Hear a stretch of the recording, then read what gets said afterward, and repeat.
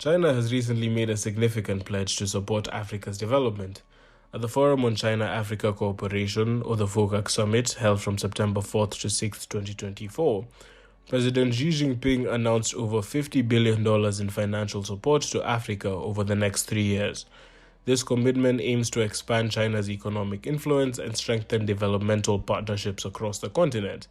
China plans to enhance trade, agriculture, and infrastructure development with a promise to create at least 1 million jobs. Addressing delegates from more than 50 African nations, President Xi stated, "China and Africa account for 1/3 of the world population. Without a modernization, there will be no global modernization. China's deeper involvement is part of a broader strategy to boost its standing in the global south. Having overtaken the United States as Africa's largest trading partner in 2009, China also approved nearly $5 billion in loans last year, the first increase since 2016. The country is ready to intensify cooperation in various sectors, aiming to carry out 3 times as many infrastructure projects across resource-rich Africa. However, Western media outlets have consistently accused China of putting Africa into a debt trap. Critics argue that China's investments prioritize its own need for raw materials over addressing the continent's challenges. Dominique Burkhardt, writing for the Swiss newspaper NZZ, encapsulated these concerns by suggesting that China is more interested in satisfying its hunger for resources than in solving Africa's problems. She noted that Chinese investments often come as loans, which have led some countries, including Zambia, Malawi, Ghana, and Ethiopia, to face potential insolvency. Additionally, China's support typically lacks political conditions related to human rights and good governance, raising further questions about the long-term benefits for African nations. In response, China has firmly rejected these types of allegations. Qin Gang, China's ambassador to the United States, stated, "China's investment and financing assistance to Africa is not a trap, it is a benefit." He cited a study by the British charity Debt Justice, which reported that African countries owe 3 times more debt to Western institutions than to China. Qin emphasized that China's contributions have resulted in tangible infrastructure developments like hospitals, highways, airports, and stadiums. He called for international cooperation to benefit Africa, urging that the continent should not be a stage for geopolitical games. So what's the truth? Is China's involvement a genuine effort to support Africa's development, or are these concerns about debt and influence valid?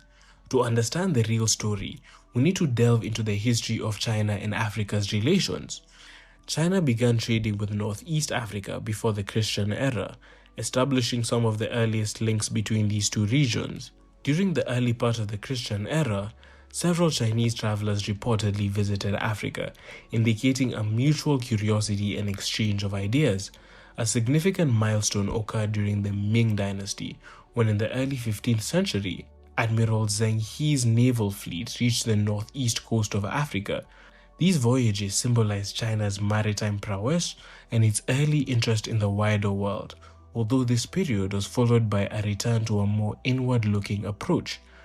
After centuries of limited contact, the latter part of the 18th century saw Chinese laborers and traders arriving in various regions of Africa. These migrants established communities, particularly in South Africa, where they maintained strong ties to their homeland.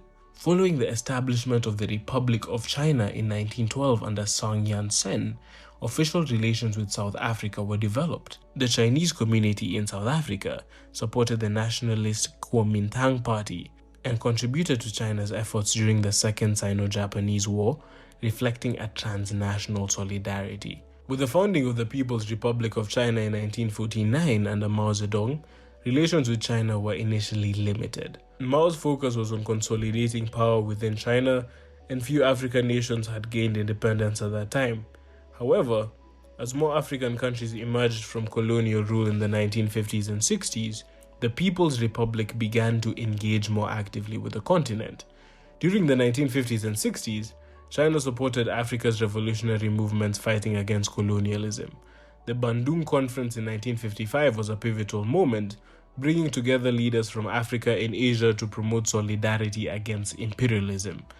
Premier Zhou Enlai's visit to 10 African nations between 1963 and 1964 further solidified China's commitment during which he outlined principles emphasizing mutual respect, non-interference, and mutual benefit. China began providing aid to African countries, though its own resources were limited. Projects like the construction of the Tanzania-Zambia Railway became symbols of China-Africa cooperation. However, the Great Proletarian Cultural Revolution in the late 1960s disrupted China's foreign relations, including those with Africa, as internal upheaval took precedence. After Mao's death, Deng Xiaoping assumed leadership and shifted China's focus to domestic economic reform. During the 1980s, China pulled back somewhat from Africa, emphasizing internal development over international ideological struggles. Relations remained cordial, but economic engagement was limited. The 1990s marked a reinvigoration of China-Africa relations under President Jiang Zemin, in part reacting to international criticism following the Tiananmen Square incident. China sought to strengthen its global partnerships. Africa, less critical of China's internal policies, became a key region for renewed diplomatic and economic efforts. In 2000, the establishment of the Forum on China-Africa Cooperation institutionalized the relationship. This platform facilitated high-level dialogue and cooperation, setting the stage for significant expansion in trade, investment, and aid. President Hu Jintao built upon this foundation in the 2000s, dramatically increasing China's economic involvement in Africa. Trade between China and Africa surged, with China becoming the continent's largest trading partner. Since 2012, President Xi Jinping has continued to deepen and broaden China-Africa relations. His leadership has seen an emphasis on a comprehensive strategic partnership, with initiatives like the Belt and Road Initiative extending into Africa. China's involvement now spans economic, political, security, and cultural dimensions. The opening of China's first overseas military base in Djibouti reflects a new level of strategic interest. From ancient trade routes to modern strategic partnerships, the history of China-Africa relations is rich and complex. This long-standing engagement provides essential context for understanding current dynamics. China's role in Africa today cannot be fully appreciated without recognizing the historical depth of their interactions. Now that we understand the history of China-Africa relations, we can dive deep into the real story behind the West's suspicion of these ties. Are these concerns justified, or are they influenced by broader geopolitical rivalries? Over the past 3 decades, China has transformed from a reclusive nation into a global economic powerhouse. Alongside this rise, China has emerged as a leading figure in international development finance, particularly in Africa. Beijing has funded new multilateral development banks and extended loans to countries that traditional lenders have often overlooked. Former US Secretary of State Rex Tillerson accused China of predatory loan practices, suggesting that Beijing's approach undermines African sovereignty and economic stability. Similarly, US Secretary of Treasury Janet Yellen expressed concerns about countries becoming trapped in debt due to China's activities. These allegations echo the term debt trap diplomacy, coined by Indian commentator Brahma Cheleni in 2017. He claimed that China deliberately entices developing countries into taking on burdensome loans, aiming to extract concessions like control over critical assets and resources. This narrative quickly gained traction among policymakers and media outlets as supposed evidence of China's neocolonial ambitions. When we scrutinize the facts, however, the debt trap narrative doesn't seem to hold up. Several studies have investigated China's lending practices and have found the following. First of all, China's loans have not been found to induce debt distress. Research from the China-Africa Research Initiative, CARI, at Johns Hopkins University in the US shows that between 2000 and 2017, China lent African countries approximately $146 billion. Importantly, none of the over 1,000 loans recorded were found to be examples of China deliberately inducing debt distress. Secondly, China owns a relatively small proportion of Africa's debt load. In countries identified as being in debt distress, Chinese loans constituted on average only 15% of their total external debt. The majority of these countries' debt is owed to multilateral institutions and private creditors, not China. Thirdly, China has not seized African assets due to unpaid loans. The Rhodium Group analyzed 40 cases of Chinese debt renegotiations and found that asset seizures are extremely rare and not a standard practice. In most cases, China has shown a willingness to restructure or forgive debt rather than seize assets. A recent example in Africa involves Uganda's Entebbe International Airport. Speculations arose in foreign media that China would seize control of the airport after Uganda failed to repay loans for its expansion. However, the Chinese embassy in Uganda refuted these claims, stating that no project in Africa has ever been seized by China because of an inability to repay loans. The loan contract for the airport's reconstruction, finalized in March 2015 with a $200 million loan from the Export-Import Bank of China, adheres to international financing rules with no hidden terms or political conditions attached. The project has progressed smoothly and the airport was expected to be delivered by the end of 2022. Another aspect of the debt trap narrative is the claim that China uses loans to secure natural resources from developing countries. While it's true that some Chinese loans are secured by commodities like oil or minerals, this practice aims to reduce lending risks, not to expropriate resources. Repayment is made through the profits from selling these commodities at market prices. Critics often portray China's Belt and Road Initiative as a strategic tool for debt trap diplomacy. However, evidence suggests that the initiative is primarily an economic project. The initiative helps China export its surplus industrial capacity and sustain economic growth by building infrastructure abroad. Many of the Belt and Road Initiative's projects are initiated at the request of host countries and are tailored to their development needs. Financing for the projects increasingly involves international financial hubs and private investors, not just Chinese state funds. When we delve into the data and specific cases, the narrative of China engaging in debt trap diplomacy lacks substantial evidence. China's lending practices are complex and multifaceted, but the claims of international debt entrapment for strategic gain are not supported by the facts. Now that we've debunked the West's debt trap narrative, we can dive deep into the real history of the West's economic relations with Africa, especially relating to debt. Understanding this history will shed light on the dynamics that have shaped the continent's development and the global perceptions of new players like China. To truly understand the complexities of Africa's current economic landscape, we must delve into the historical foundations of its financial relationships with Western institutions. Before the World Health Organization declared a pandemic in March 2020, many poorer nations were already grappling with unmanageable levels of debt. According to the World Bank, between 2011 and 2019, public debt in 65 developing countries increased by an average of 18% of their GDP, with sub-Saharan Africa experiencing an even higher average increase of 27%. This surge was not due to investments in long-term infrastructure projects that could stimulate economic growth. Instead, governments borrowed funds to repay existing debts and cover current expenses such as education, healthcare, and basic services. In 33 sub-Saharan countries, current spending outpaced capital investment by nearly 3-1. When the pandemic struck, countries adhering to World Bank and IMF's policies to grow out of debt found themselves in a very precarious position. Economic growth rates plummeted, debt volumes ballooned, and the governments resorted to borrowing more while implementing deeper austerity measures. This cycle intensified the debt burden on already struggling populations.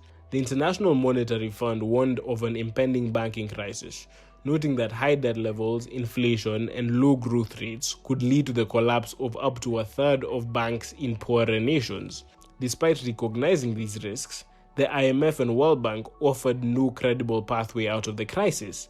Their focus remained on maintaining market stability, often at the expense of improving living conditions for the majority. In its October 2022 Fiscal Monitor report, the IMF acknowledged that governments should ensure access to affordable food and protect low-income households from rising inflation. However, it cautioned against measures like price control, subsidies, or tax cuts, deeming them costly and ineffective. Instead, the IMF recommended, and I quote, fiscal consolidation and growth-enhancing supply-side reforms, essentially advocating for continued austerity. To understand the current situation, we must examine the role of the International Monetary Fund and its policies. Established in 1944 during the Bretton Woods Conference, the IMF's original purpose was to promote international trade, financial stability, and economic growth. However, the aftermath of Mexico's 1982 debt default marked a turning point. The IMF initiated what its managing director, Michel Camdesas, termed a silent revolution. Departing from its initial mandate, the IMF began imposing stringent conditions on countries seeking financial assistance.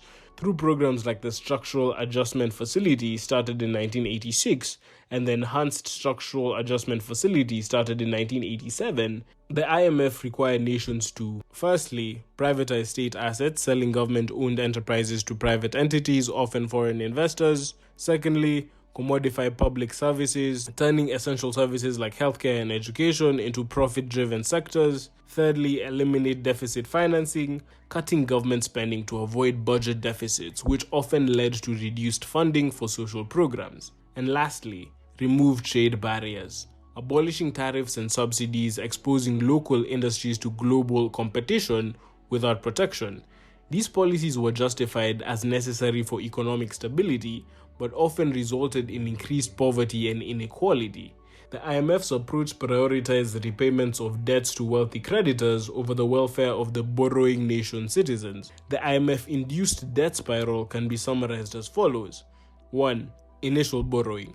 Countries facing short-term financial challenges borrow funds, lacking sufficient capital due to historical exploitation and ongoing economic disparities. 2. Austerity measures. The IMF requires cuts in government spending on essential services to ensure debt repayment. 3. Increased poverty. Reduced social spending leads to deteriorating living conditions, exacerbating poverty and inequality. 4. Dependency on exports. Nations increase exports of raw materials at low prices to generate revenue, often at the expense of developing local industries. 5. Ballooning debt. As revenues decline due to falling commodity prices, countries borrow more to service existing debts, deepening their financial woes. And finally, loss of monetary autonomy. IMF policies limit countries' ability to implement independent monetary strategies, trapping them in a cycle of dependency. Even within the IMF, some recognize the adverse effects of these policies. In 2016, senior economists published an article questioning the effectiveness of neoliberalism, the economic ideology that underpins these policies, and acknowledging the harmful consequences of austerity measures on developing nations. Despite this introspection, substantial policy shifts have not occurred. A 2019 UNICEF report revealed that 25 impoverished countries spend more on debt servicing than on education, health, and social protection combined, with 16 of these nations located in Africa. In 2009, economist Dambisa Moyo published Dead Aid, arguing that traditional foreign aid had failed to stimulate growth in Africa and had instead fostered corruption. She proposed that African governments should seek financing through private capital markets by issuing sovereign bonds. This idea gained traction, leading to a surge in Eurobond issuances across the continent.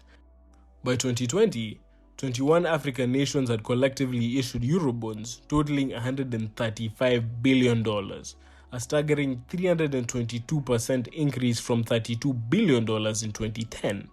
This rapid accumulation of debt outpaced borrowing from both multilateral institutions and bilateral creditors, including China. Contrary to narratives focusing on Chinese debt diplomacy, the data indicates that private creditors and bondholders are the primary contributors to Africa's current sovereign debt crisis. In 2020, African countries owed $135 billion to private bondholders, compared to $115 billion to all bilateral creditors and $83 billion specifically to China. The shift towards private financing did not mitigate corruption as some had hoped. In Kenya, significant sums from the first Eurobond issuance reportedly went missing. Zambia faced questions about the use of borrowed funds, and Mozambique became embroiled in the tuna bond scandal, involving illegal loans and bond misuse. These incidents highlight that private creditors, including Western banks and hedge funds, have facilitated financial mismanagement and profited from opaque deals. Now that we've covered the West's historical approach to economic ties with Africa regarding debt, we can dive deep into the specifics of China's New Deal with Africa. How does China's engagement differ, and what potential does it hold for the continent's future? During the 2024 summit of the Forum on China-Africa Cooperation, Chinese President Xi Jinping emphasized the strength of China-Africa relations, stating that they are in their best period in history. The summit, which attracted leaders from more than 50 African nations and United Nations Secretary General Antonio Guterres, showcased China's ongoing interest in supporting Africa's economic transformation. This comes when other global powers, including the United States, Russia, and European nations, are also seeking to enhance their economic partnerships with African countries. China's commitment includes providing approximately $50.7 billion in financial support over the next 3 years. More than half this amount will be in form of credit facilities, while around $11 billion will be dispersed as various forms of assistance. President Xi pledged $10 billion to encourage Chinese firms to invest in Africa, aiming to create at least 1 million jobs on the continent, a significant step towards addressing high unemployment rates, particularly among the youth. Beyond economic development, China has allocated $141 million in grants for military assistance and announced training programs for African military personnel and law enforcement officers. These initiatives highlight the multifaceted nature of China's involvement in Africa, extending beyond economic to social and security domains. Infrastructure development remains at the heart of Africa-China cooperation. Many African nations look to Beijing for support in building and upgrading roads, railways, ports, and power plants, which are all critical components for economic growth and integration into global trade networks. The deals and commitments announced at the 2024 FOCAC Summit signify a deepening partnership between China and Africa. With substantial investments across various sectors, China is positioning itself as a key ally in Africa's development journey. This relationship is not just about economic transactions. It reflects a strategic alliance aimed at mutual growth, sustainable development, and shared prosperity. We have now explored China's ambitious New Deal with Africa and how it promises to reshape the continent's economic landscape. But as China strengthens its foothold, it raises an important question. What alternative does the West have? In December, during the US-Africa Leaders Summit held in Washington, D.C., White House National Security Advisor Jake Sullivan announced that the United States plans to commit $55 billion to Africa over the next 3 years. This significant investment underscores a renewed focus on Africa and reflects a strategic move to deepen relationships across the continent. Sullivan emphasized that the funds will be directed towards a wide range of sectors to tackle the core challenges of our time, highlighting a comprehensive approach to supporting Africa's development. The commitment is being made in close partnership with Congress, ensuring legislative backing and oversight. While much of the $55 billion appears to come from previously announced programs and budgets, consolidating these commitments provides clarity and reinforces the United States' dedication to Africa's future. A significant portion of the US commitment, nearly $20 billion, will be directed towards health programs in Africa. The Biden-Harris administration recognizes that robust healthcare systems are foundational to sustainable development and improved quality of life. The health funding includes $11.5 billion to address HIV/AIDS, continuing the fight against one of the continent's most pressing health challenges through initiatives like the President's Emergency Plan for AIDS Relief. Next, over $2 billion to combat malaria, supporting programs that aim to reduce the prevalence of malaria, which remains a leading cause of illness and death in many African countries. Then, over $2 billion for family planning and reproductive health, enhancing access to essential services that empower women and promote maternal and child health. And lastly, over $2 billion to address COVID-19 impacts, assisting African nations in maintaining the health, humanitarian, and economic consequences of the pandemic.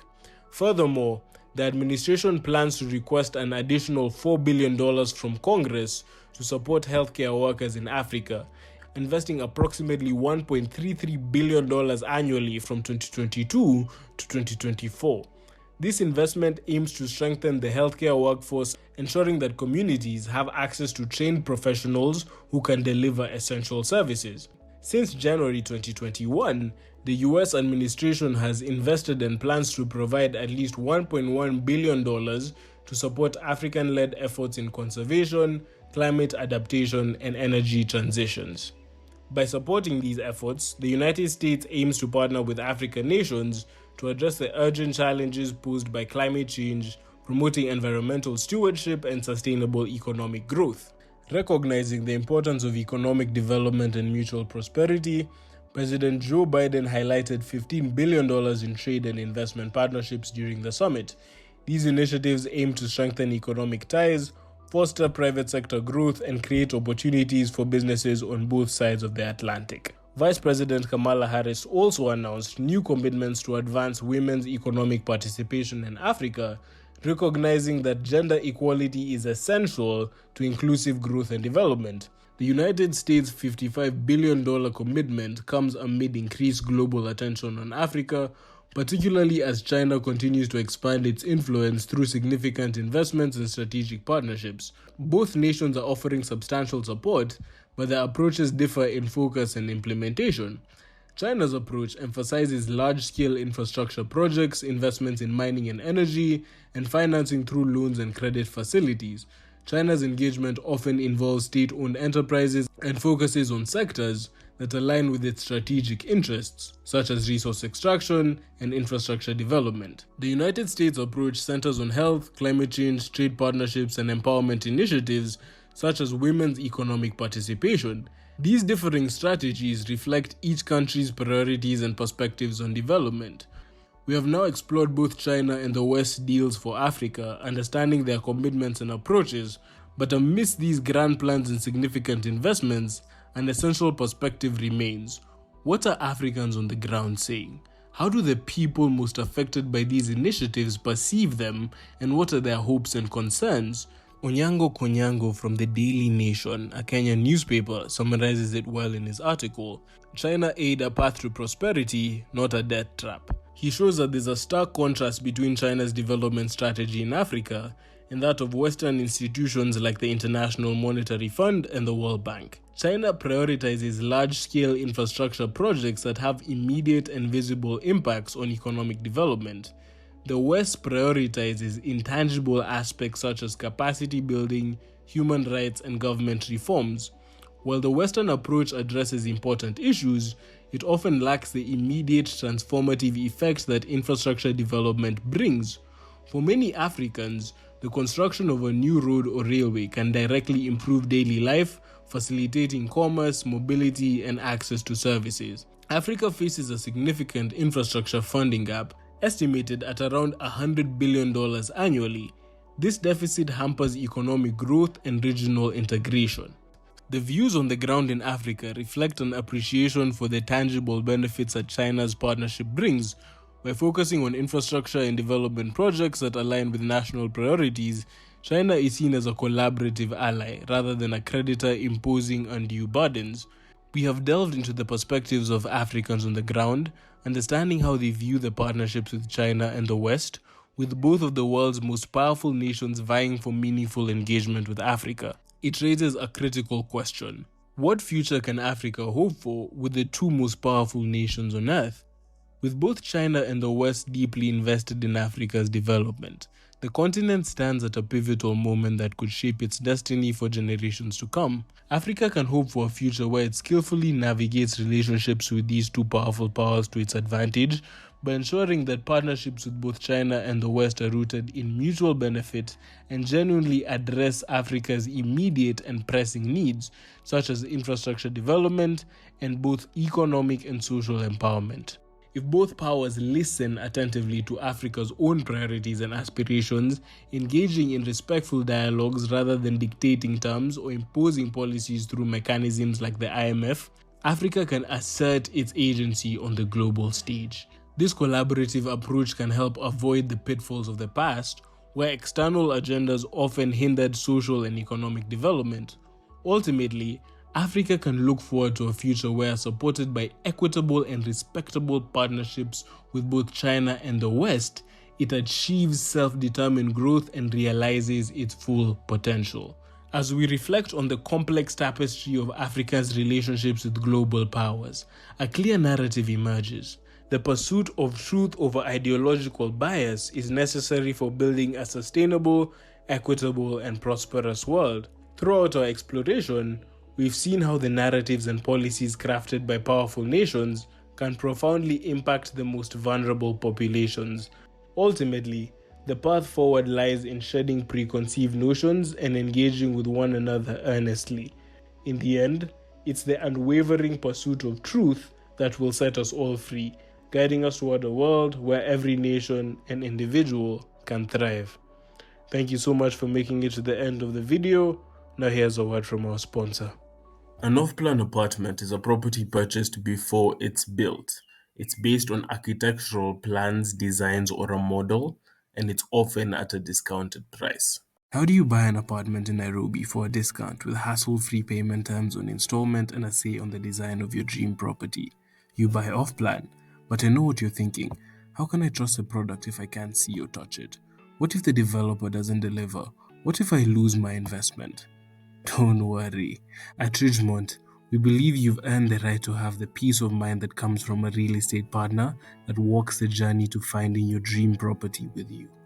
A solution that's personalized to your preferences, goals, and budget, always working for you, and giving you options so you're never under pressure to make such an important decision that may lead to regrets if done too hastily. It's a little expensive, but it's worth the peace of mind. Would you be willing to explore it? Click the link in the description to register for our exclusive event all about it. Buying off-plan apartments in Nairobi the right way. Coming soon.